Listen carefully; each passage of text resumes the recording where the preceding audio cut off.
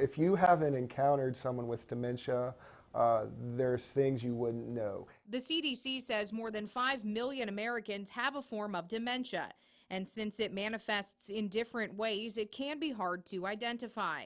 But knowing the difference between a cognitive issue and a mental health issue is critical for first responders.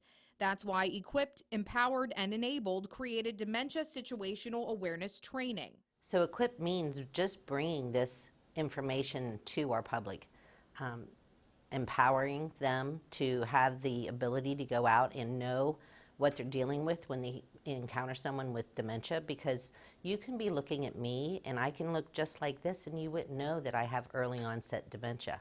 The goal is to train police, firefighters, and other first responders to have safe interactions and de-escalate situations when they encounter someone with dementia or Alzheimer's. Then when you're working side by side with those people or you encounter someone like that, you know to have the compassion and have the empathy to just put yourself in their shoes and know that what they're going through.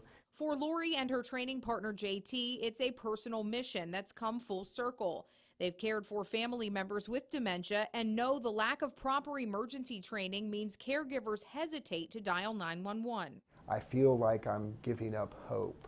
I'm handing this situation off, this person I love, to someone else who may not understand, who actually may make it worse.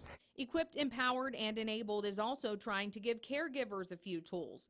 They have signs to catch the attention of first responders who may enter the home of a person with dementia, and even cards to help with public interactions. It really eases a burden, it eases a fear, and I think it breaks down a stigma when we're talking about this dementia, this thing no one wants to talk about. Reporting in Wheeling, I'm Katherine Guyan, working for you. Lori and JT say that officers who went through dementia situational awareness training are already out in the field. It's also being incorporated as part of the training for cadets before